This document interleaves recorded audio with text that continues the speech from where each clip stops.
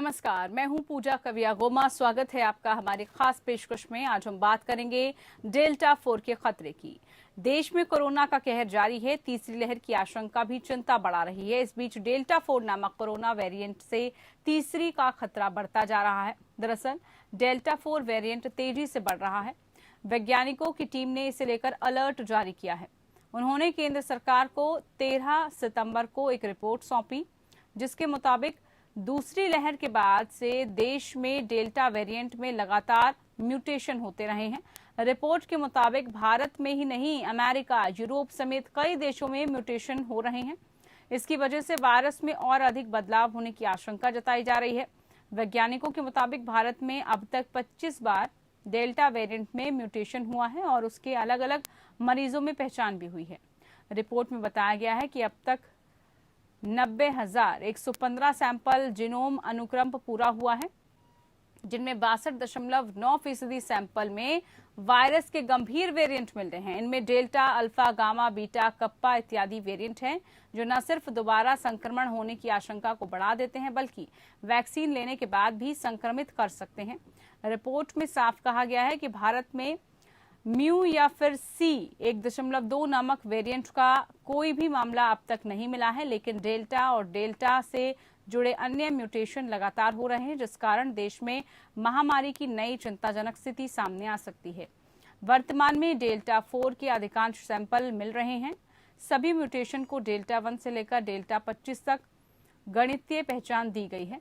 इन 25 में से डेल्टा 4 नामक म्यूटेशन काफी तेज लग रहे हैं।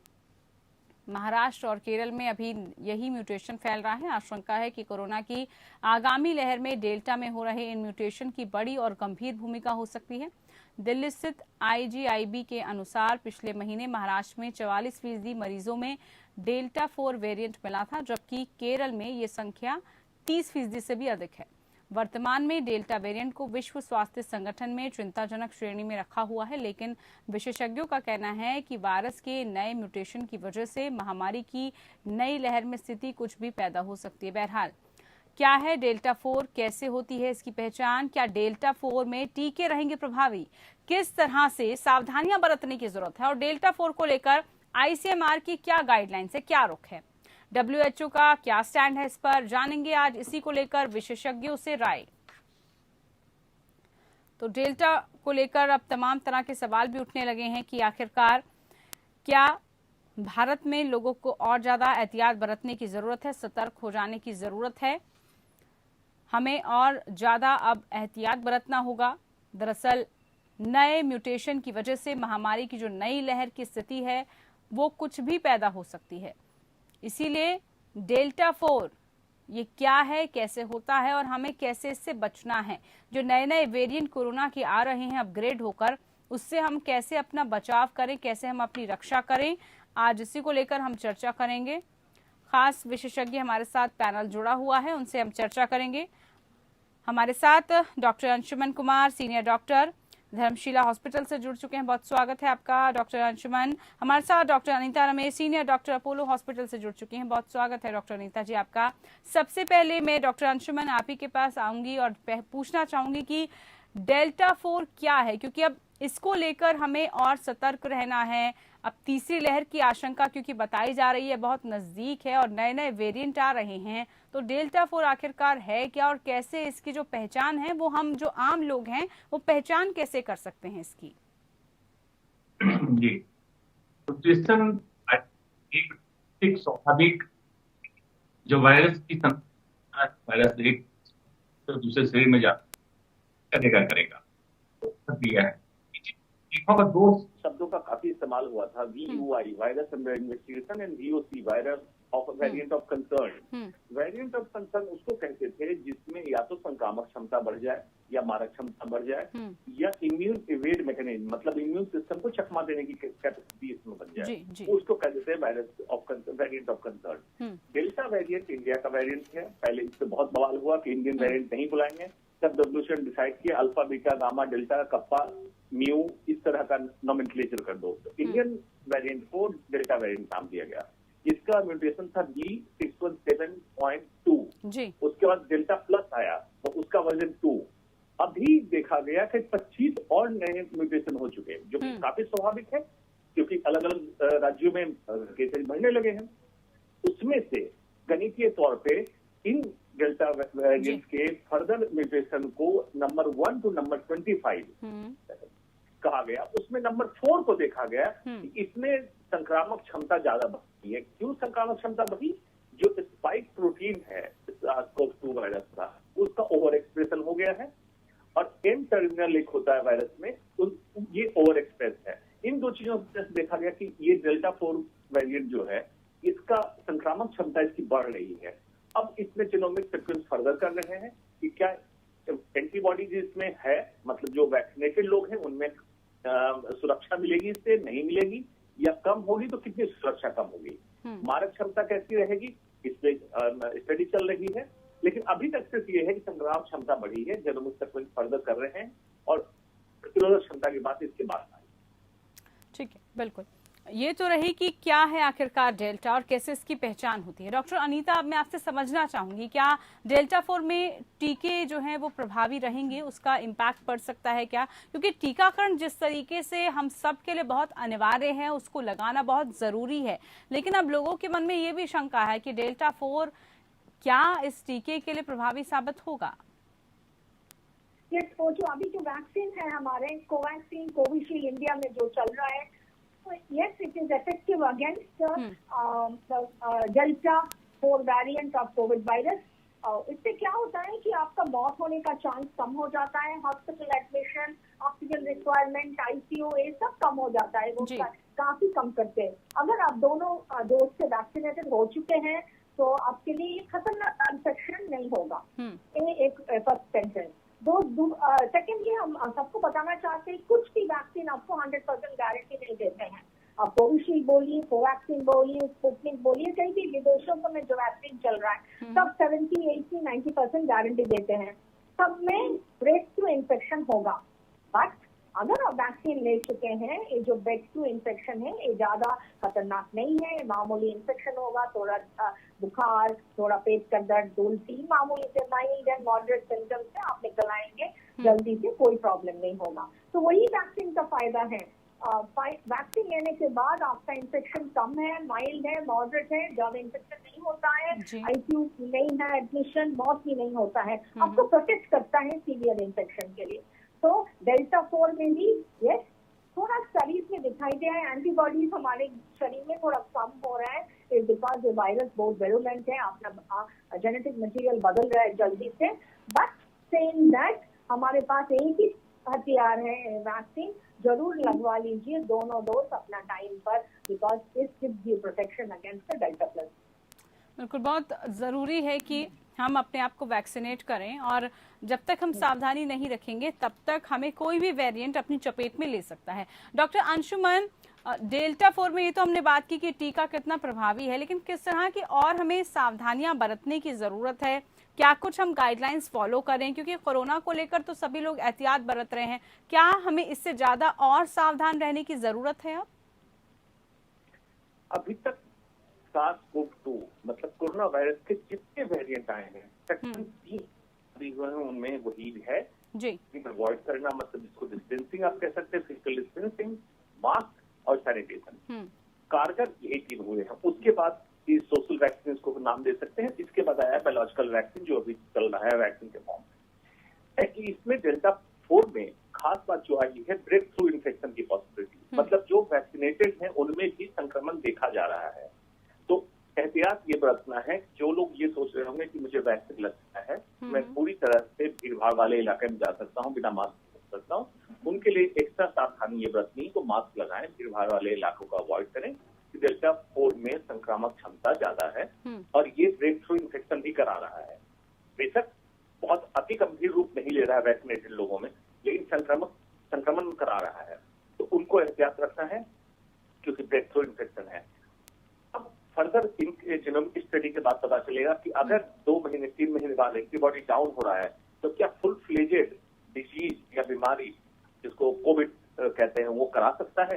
अगर ऐसा करा सकता है तो फिर और भी एहतियात हमें बढ़ाने पड़ेंगे। बिल्कुल ठीक है डॉक्टर अंशुमन, बिल्कुल आपने सही बताया और यकीनन लोग भी इस बात से सहमत हैं कि हमें कैसे अपना ख्याल रखना है।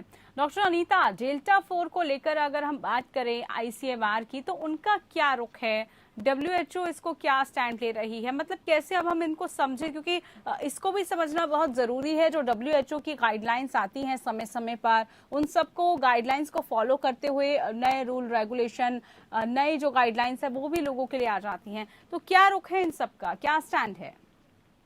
ओके, ये जो डेल्टा है दैट इज B1617.2, तो ये क्या है, जो उनका कोरोना वायरस का स्पाइक प्रोटीन में और एक दूसरा म्यूटेशन दिखाई गया, तो इसीलिए हमको उनको बोलते हैं डेल्टा प्लस वेरिएंट और 4 वेरिएंट उनको बोलते हैं।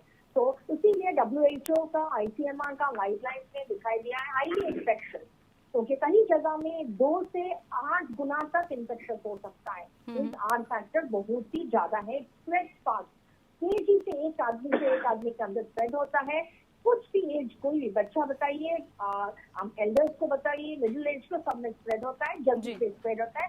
हाई R फैक्टर, बहुत ही वल्नरेबल विरुलेंट वायरस है और बिकॉज ऑफ दिस म्यूटेशन, तो उसी हिसाब से जब आपका जेनेटिक एनालिसिस किया गया है और उनका नेचुरल जिसके दिखाई दे रहे हैं, वो लगता, उसीलिए इनको वेरिएंट ऑफ कंसर्न और वेरिएंट ऑफ इम्पोर्टेंस बताया गया है WHO ICMR से। तो हम एकदम वेरी केयरफुल होना चाहिए कि हमारा इंडिया में महाराष्ट्र से पहले हुआ, काफी डिस्ट्रिक्ट में, स्टेट्स में भी दिखाई दिया और विदेशों में ये वायरस दिखाई दे गया।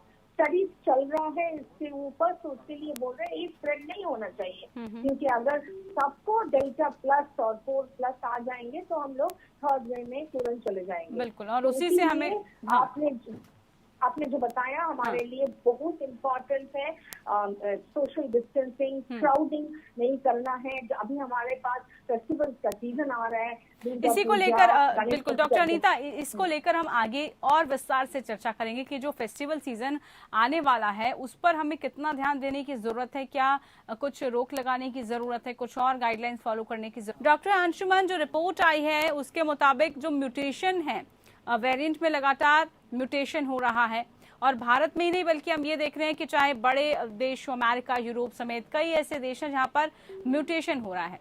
वायरस भी अधिक अपने बदलाव ले रहा है और इसकी वजह से जो है 25 बार डेल्टा वेरिएंट में म्यूटेशन हो चुका है। मेरा सीधा सा सवाल ये है सर कि अगर इस तरीके से म्यूटेशन में बदलाव आ रहा है, पहचान तो वही है, लेकिन कैसे मरीज सतर्क भी रहें इससे, कैसे जो है रिपोर्ट के आधार पर मरीजों को और इसको पहचान के साथ साथ जो डॉक्टर्स हैं हमारे वो भी इस नए वेरिएंट को और अच्छे से जांच ले, परख ले और उसके बाद मरीजों का ट्रीटमेंट कर पाएं। देखिए, जहां तक बात, जैसे मैंने पहले भी कहा कि एक वायरस में स्वाभाविक प्रक्रिया होती है, खासकर सिंगल स्ट्रैंडेड वायरस बहुत तेजी से म्यूटेशन करता है। और आपको जान के आश्चर्य होगा, अभी तक कोरोना वायरस में 26,000 से ज्यादा म्यूटेशन हो चुके हैं। ये सुनकर लोगों को आश्चर्य लगे, लेकिन हम लोग क्यों कम जानते हैं? क्योंकि वेरिएंट ऑफ कंसर्न जो होता है वही पब्लिक के लिए बताया जाता है। वायरस अंडर इन्वेस्टिगेशन को हटा दिया जाता है क्योंकि उसमें कोई खास बदलाव नहीं आया। 3 बातें खास जो होती है उनमें एक संक्रामक क्षमता अगर बढ़ जाए, मारक क्षमता अगर बढ़ जाए, या इम्यून इवेड मैकेनिज्म, मतलब जो व्यक्ति संक्रमित हो चुका है वो दोबारा संक्रमित हो जाए या ब्रेक थ्रू इन्फेक्शन हो जाए वैक्सीन लगने के बाद। तो डेल्टा 4 में ऐसी संभावना देखी जा रही है। और वर्ल्ड वाइड, जैसा आपने बताया, डेल्टा मैक्सिमम वायरस स्ट्रेन को रिप्लेस कर चुका है। अल्फा, बीटा, गामा सबको रिप्लेस करके अब world wide most common strain delta strain हो चुका है। इसी में अब एहतियातन ये जरूरी है, लक्षण सेम रहेंगे, लक्षण में बदलाव नहीं आना है। बदलाव सिर्फ इतना होता है कि किसी में रेस्पिरेटरी सिम्टम ज्यादा होते हैं, मतलब खांसी, लंग की इंजरी ज्यादा होते हैं, किसी में GI सिम्टम्स मतलब डायरिया या इस तरह के लक्षण ज्यादा होते हैं। किसी में कम लक्षण वाले मरीज ज्यादा होते हैं, किसी में ज्यादा लक्षण वाले, लेकिन लक्षण मोर और लेस सब में कॉमन है क्योंकि ये कोरोना वायरस ACE2 रिसेप्टर पे अटैच होता है, उसी कारण ऑर्गन डैमेज करता है, उसी कारण लक्षण देता है। लक्षण सेम रहेंगे और प्रिकॉशन भी सेम रहेंगे, वही डिस्टेंसिंग, मास्क, सैनिटेशन। वैक्सीन अभी तक कारगर है, इनइफेक्टिव नहीं हुआ है वैक्सीन, इसलिए वैक्सीनेशन प्रोसेस को भी उतने ही कामयाबी से, उतनी कारगरता से बढ़ाते जाना है, लगाते जाना है। बिल्कुल। डॉक्टर अनीता, हम आपसे चर्चा कर रहे थे और आप बता भी रही थी कि आने वाला जो समय है वो फेस्टिवल सीजन है, शुरू होने वाला है और इस दौरान हम देखते हैं मार्केट्स में लोग उमड़ते हैं, बहुत भीड़ दिखती है, लोग बिल्कुल भी पालन नहीं करते हैं सोशल डिस्टेंसिंग का और जो भी नियम कायदे कानून कोरोना को लेकर हैं बिल्कुल उसको भूल जाते हैं लोग, इतने मग्न वो फेस्टिवल्स में हो जाते हैं। तो आपको लगता है कि अब इस वक्त क्योंकि नया म्यूटेशन भी है और इसको लेकर और हम सतर्क हो रहे हैं, सरकार को भी थोड़ा सख्ती दिखाने की जरूरत पड़ जाएगी क्या आने वाले दिनों में? Yes, state government central government को रेस्ट्रिक्शन थोड़ा बहुत तो रखना चाहिए, सब कुछ खुलना नहीं है।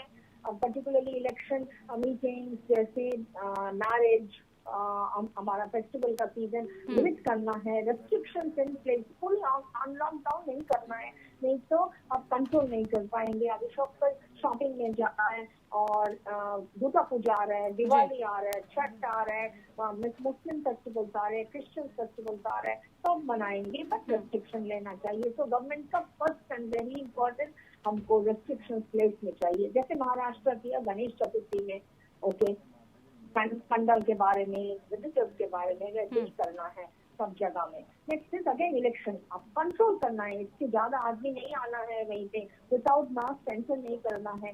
अगर आप वैक्सीनेटेड नहीं है तो नहीं जाना है उसी समय, जैसे हम लोग मॉल पे करते हैं, अभी फ्लाइट्स में है, if you don't vaccinated, if you don't have RTPCR, अब बोर्ड नहीं कर सकते हैं। तो होल ऑल ओवर इंडिया में ऐसे करना चाहिए, इवन ट्रेन बस के लिए भी, इवन आप काम पे जा रहे हैं ये रेस्ट्रिक्शन होना चाहिए।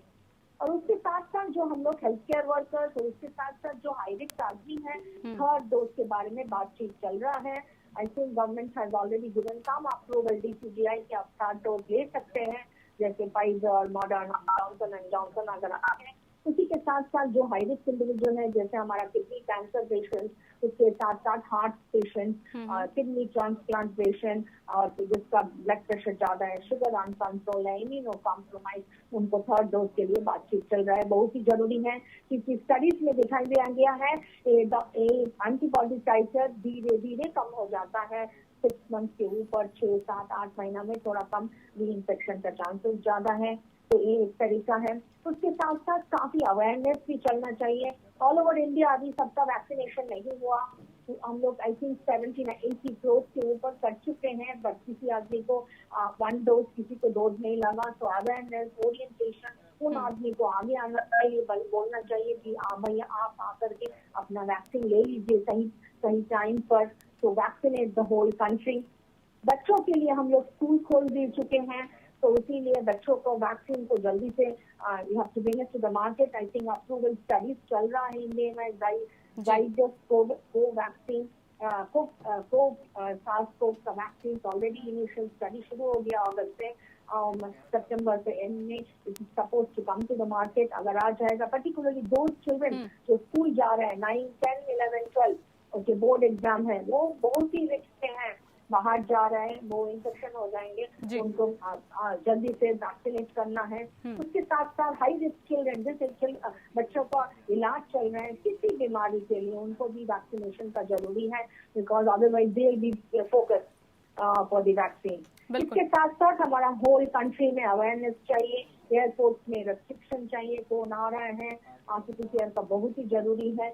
किसी ढंग में हमारा एक गार्ड रिलैक्स नहीं करना चाहिए, because then we lose everything whatever we have achieved.